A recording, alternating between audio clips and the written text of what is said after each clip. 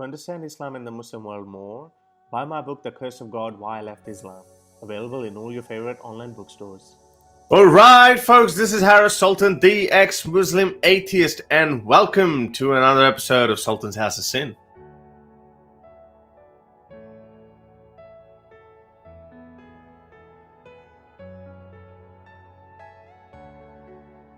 Now, this is, again, it seems like anti-Muslim propaganda. No, this is our responsibility that we correct our own house.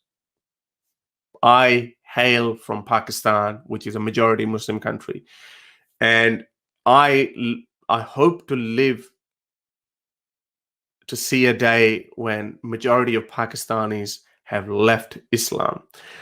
It's not really as far-fetched as you might think. There's a study that just came out of Iran. I'm in Nawabi's country. They're doing much better than Pakistan. Actually, we don't know if they're doing much better than Pakistan because Pakistan, there hasn't been any survey lately. But anyway, so look at this.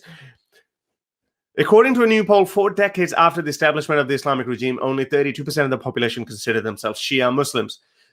Iran, guys, is supposed to be a Shia majority country, but they're only 32% of the population consider themselves as Shia Muslim. Now, this has a 95% accuracy because 50,000 Iranians is the sample size, and then 90% of them were actually residing in Iran. So 45,000 were Iranians. According to the results, 78% of Iranians believe in God. You know, that could be like, yeah, God, deistic God, oh, spirits, yeah, there is something out there. I don't know what that is. 78% of them believe in that. So they're not atheists. But I also put majority of these wishy-washy kind of God believers in the atheist agnostic category because it has no impact. If you believe that there is, if there's just an unknown friend in the sky, that's it. You don't believe in any scriptures, you don't believe in anything else, that God is irrelevant. You're more or less an agnostic or an atheist. It's a religious thing that we have a problem with. So our definitions of atheism vary a little bit, but 9% have claimed to be atheists and 22% do not align themselves with any religion. So 9% have claimed to be atheists and 22% do not align with any religion. So that is also confirmed atheism to me. That's 22 plus 9, that's 31%. 31% atheists in Iran. Atheists and agnostics. 31. I think in Australia it's like 33%, according to the last census that we had. 33% in Iran. Now imagine how many of those non-believers would have to wear hijab. That is Western lipstick feminist say hijab is women empowerment. Just imagine that those women in Iran, those 30%, 15% would be women. They have to wear the hijab. Of course they're going to come out. Of course they're going to rebel. Of course they're going to hate Islam. Of course they're going to burn the Quran. There's so many videos we've seen people burning the Quran in Iran. And that's what happens. And anyway, let's carry on with the rest of it. Out of 61% of the people born into religious families, 60% do not say their daily prayers. So, they don't believe in it.